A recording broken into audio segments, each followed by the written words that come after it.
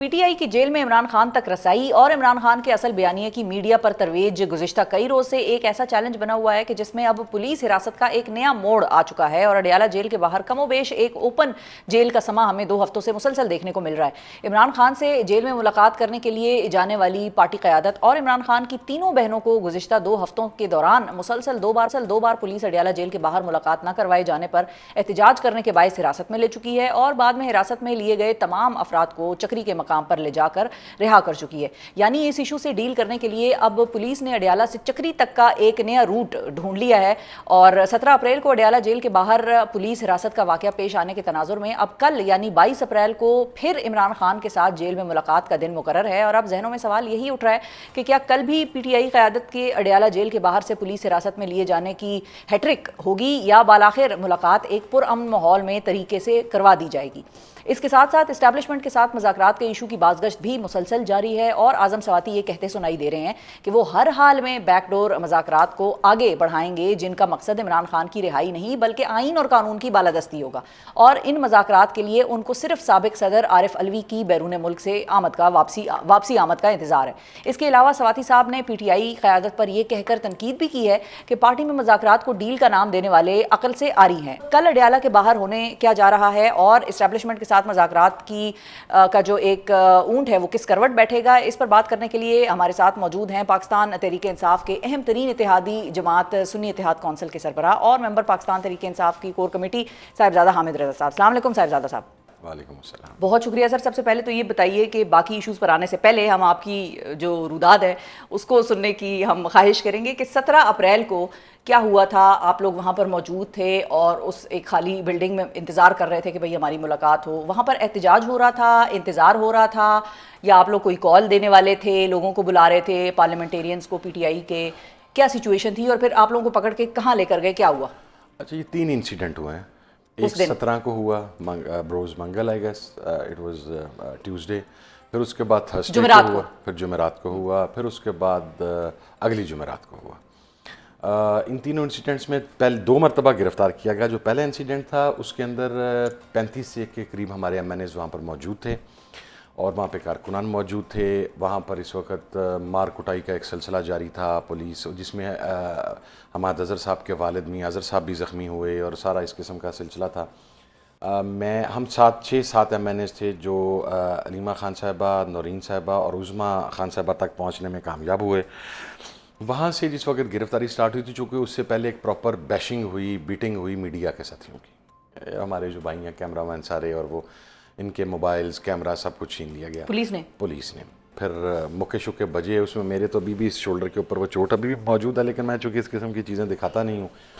तो दे dragged him to Adiala चौकी, to शफकत अवान। मुझे ले जाया गया, लेकिन फिर कहा गया कि जी अलीमा खान साहबा से बात करनी है। तो जब बात हुई फिर वहाँ से उन्होंने कहा जी कि प्रॉपर मैन हैंडलिंग। मैंने कहा अपना करें, अगर आपके पास गिरफ्तारी के ऑर्डर्स हैं। उन्होंने कहा जी हैं। बिठाया गया वहाँ से, फिर जाके तो चक्री इंटरचेंज पे उतार दिया गया। That time there was no one with us, no car, nothing. हमारे पास मोबाइल्स नहीं थे, वॉलेट्स नहीं थे। पुलिस वैन में? पुलिस वैन में, जी बिल्कुल। अच्छा, ये जो लास्ट इंसिडेंट हुआ इसमें थोड़ी तब्दीली आई। हमने भी पिछले तजुर्बे से कुछ सीखने की कोशिश की। हमने कहा जी हम पुलिस वैन में नहीं बैठेंगे, पुलिस जीप में नहीं बैठेंगे। अगर आपके पास गिरफ्तारी के ऑर्डर्स हैं तो प्रिजन वैन, पुलिस इस मरतबा प्रिजन वैन लेके आ गई। उन्होंने कहा नहीं जी इस मरतबा तो गिरफ्तारी के ऑर्डर्स। लास्ट टाइम भी ये बात कही गई और बाकायदा मुझे और कासिम जमान साहब, हम 2 मर्द उस वक्त गिरफ्तार हुए थे, 3 औरतें थीं, खान साहब की बहनें। हमें कहा गया क्या हमारी गिरफ्तारी लाहौर में डाली गई है और इन तीनों बहनों की गिरफ्तारी थाना कोसार की किसी FIR में, और इन्हें वुमेन पुलिस स्टेशन है कोई यहाँ पे, वहाँ पे ले जा रहे हैं। लेकिन फिर वहाँ पे जाके, यानी ये फर्स्ट एपिसोड था। जो सेकंड एपिसोड हुआ है उसके अंदर जिस वक्त चक्री इंटरचेंज पे पहुँचे हैं तो हमें ये कहा गया कि खाना खा लें। उन्होंने खिलाया खाना? नहीं, हमने अपने पैसों से खाया। अच्छा, बिला खुद ही दिया। चलो, ये तो गिला तो नहीं है ना हामिद साहब? ये तो एक जेन्युइन सवाल है कि खाना किसने खिलाया। हम लोगों को एक्चुअली सोशल मीडिया पे ये चल रहा था कि खाना शायद पुलिस ने आप लोगों को खिलाया। वहाँ पे रुका असल में इसलिए गया था, एक तो नमाज था। अच्छा। दूसरा ये कहा गया कि आपका सफ़र लंबा है, तो आप लोगों ने सुबह से नाश्ता नहीं किया हुआ तो रोटी शोटी खा लो। मैंने पूछा कि सफ़र कहाँ तक है, डेस्टिनेशन फाइनल सफ़र कहाँ तक है? तो उन्होंने कहा जी कि आपका और उमर अयूब साहब का तो साहिवाल से आ गया। और बचर साहब का और कासिम जमान साहब का शायद लाहौर है। अच्छा। बस हमने फिर वो दाल की एक प्लेट मंगवाई, एक रोटी मंगवाई और चाय का एक कप था। इसी दौरान फिर कुछ हुआ है, फ़ोन शोन खड़कने शुरू हुए, क्योंकि इस मरतबा उनकी तादाद भी ज़्यादा थी। इस मरतबा वाइट वीगोज़ भी थे विद टेंटेड ग्लासेस, और लेकिन इस मरतबा उससे भी बड़ा कमाल उन्होंने ये किया कि लास्ट टाइम तो उन्होंने हमें इंटरचेंज पे उतारा था, इस मरतबा मेन मोटरवे पे गाड़ी रोकेगा, उतर जाओ। अच्छा, कोई किसी क़यामत आम पे नहीं, दरमियान में? दरमियान में, मेन रोड पे गाड़ी लगी हुई है, उतर जाओ। तो ये किसका? अब वो तो शौकत बसरा साहब। ये आपका शक है कि किसी का फोन चुनाया था, या आपको लगता है और आपकी असेसमेंट है कि किसी का फोन आया? नहीं, असेसमेंट नहीं, हमारे सामने फ़ोन आ रहे थे। अच्छा। चूंकि ऑफिसर्स तो जब वो हॉल खाली करवाया गया तो वहीं पर बैठे हुए थे, 3-4 ऑफिसर्स जो थे वो वहीं थे। बाहर सारी डिप्लॉयमेंट नफरी की बाहर थी, तो वो यस सर हमारे सामने हो रहा था। कहाँ पे सर, किस तरह सर, ये सारी चीज़ें तो हमारे सामने अच्छा। हो रही थी। पहले हमने ये ज़ूम किया कि शायद बता रहे हैं कि इसको इधर ले जाना है, इसको इधर ले जाना है, इसको इधर ले जाना है, लेकिन उसके बाद जब वो फ़ोन तवातर के साथ आना शुरू हुए तो फिर अंदाज़ा हमें हो गया कि पता नहीं अब ये इनकी कोई नई स्ट्रेटजी बन गई है। लेकिन ये अंदाज़ा नहीं था कि अब मोटरवे के ऊपर छोड़ देंगे। छोड़ देंगे। फिर उसके बाद आप लोगों ने क्या किया? शौकत बसरा साहब, कुछ और साथी पीछे वो लेने आ गए, ठीक है। हाँ। वो नहीं, वो इस मरतबा जो हमारे साथ गाड़ियाँ थी, लास्ट टाइम एक गाड़ी इनकी सिक्योरिटी ब्रीच करने में कामयाब हो गई थी, वो 10 मिनट बाद पहुंच गई थी।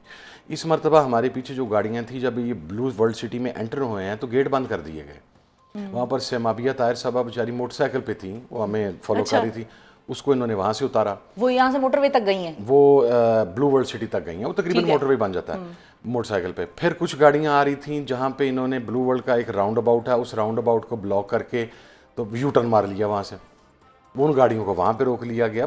इस मरतबा नफरी की डिप्लॉयमेंट भी काफ़ी ज़्यादा थी, लेकिन समहाउ शौकत बसरा साहब, मेरा ड्राइवर और कासिम साहब का ड्राइवर, और जो उमर अयूब साहब के दीगर साथियों के ड्राइवर्स थे, उन्हें ये अंदाज़ा था कि हमने वहाँ से निकल तो कहा था कि पता नहीं कोई चक्री वाला पॉइंट ही ज़हन च रखे हो कि शायद फिर वहाँ ना कुछ हो जाए। तो कुछ गाड़ियां हमारी चक्री, नीला दूल्हा, अच्छा। कलर कहार, मुख्तलिफ इंटरचेंजेस पे पहले ही मौजूद थी कि जब वहाँ से कोई प्रिजन वैन और पुलिस की गाड़ियां अगर आगे लेके जाते हैं तो कम से कम पीछे तो जा सके ना, पता लगे कहाँ पर। तो वहाँ पे फिर हमारी 3-4 गाड़ियां जो हैं वो वहाँ पर आ गई और वहीं से फिर हमें बैठा के तो ले गए, फिर दोबारा नीला दूल्हा। अच्छा, लास्ट टाइम जब हम गए हैं हमारी अब गाड़ी का भी रिजर्व था, ड्राइवर भी उतार लिया उन्होंने। जब फर्स्ट अटैम्प्ट हुआ वहाँ पे, जिस वक्त हम नीला दूल्हा उतरे हैं, ना हमारे पास मोबाइल, ना वॉलेट, ना हमारे गाड़ी के अंदर फ्यूल। वो वहाँ पे जो टोल प्लाजे वाले बच्चे हैं उनसे फ़ोन लिया। अच्छा। उसे कहा या अब हमें फ़ोन ना कोई याद है करें किसी, क्योंकि नंबर नहीं अब तो याद रखते, कॉन्टैक्ट्स में आए तो वो फिर मेरा भाई का नंबर मुझे सेकंड डिजिट्स तो याद, मुझे नेटवर्क का नहीं था पता कौन सा, तो वो 4-5 अटेम्प्ट के बाद वो उसका लग गया। पहले 3 मतलब तो रॉन्ग कॉल हुई। बस अब आप नंबर ज़बानी याद कर ले और एक पर्ची पे लिख के जेब में भी रख ले। नहीं, अब ज़बानी याद है। अच्छा, अब ये बताएं कि कल भी एक मुलाकात का दिन है, अब आप लोगों को लगता है कि उन्होंने हैट्रिक करनी है, ये मैकेनिज्म अपना लिया उन्होंने, कल भी इसी किस्म की कोई हरकत करेंगे, या आपको लगता है कल आराम से मिलने देंगे ताकि कियोस ना बने? मुझे नहीं, ऑनेस्टली स्पीकिंग, जब लास्ट टाइम ये जो 4-5 दिन पहले इंसिडेंट हुआ उस वक्त तो हमें कहा गया था कि आपकी मुलाकात करवा दी जाएगी। अब एतबार नहीं रहा, किस बात पर एतबार करें, करवा दी जाएगी नहीं करवा दी जाएगी, लास्ट मिनट पे पता नहीं क्या फ़ैसला होता है। लेकिन कल जो मुलाकात है वो लॉयर्स की है और खान साहब की फैमिली की है, जिसमें सलमान अकरम साहब का तो मैं पहले बता दूं कि उन पे तो काटा है, वो तो नहीं जा सकते, तो बाकी कुछ 2-4 रह गए, उनको चले जाने देंगे। गौर साहब चले जाएंगे, ये भी है असेसमेंट, ये सोशल मीडिया असेसमेंट है भाई, ये तो आपको बेहतर पता होगा। आपके पास ज़्यादा इन्फॉर्मेशन होगी, मेरे पास ऐसी कोई इन्फॉर्मेशन है नहीं, लेकिन जो भी चला जाएगा बहरहाल चला जाए। ठीक है। और अब बहनों के हवाले से आपकी क्या है कि उनको मिलने देंगे अलीमा खान साहिबा को, या उनके हवाले से भी अब फिलहाल काटा ही है? मेरा अपनी अगर आप ज़ाती राय पूछे तो मेरा ख्याल काटा। असल में कुछ लोग हैं, राजा नासिर अब्बास साहब, उमर अयूब साहब, अलीमा खान साहिबा, मैं, सलमान अकरम राजा साहब, इनके बारे में शायद ये अज्यूम कर लिया गया, I don't know what are the grounds, कि ये एक ग्राउंड तो उनकी सही है कि ये 5-7 लोग वो हैं जो एज इट इज़ अलिफ बे पीछे किए बगैर जो बात खान साहब कहते हैं वो बाहर आके कह देते हैं। शायद अब वो खान साहब की वो बात बाहर पहुंचाना नहीं चाहते, नंबर 1।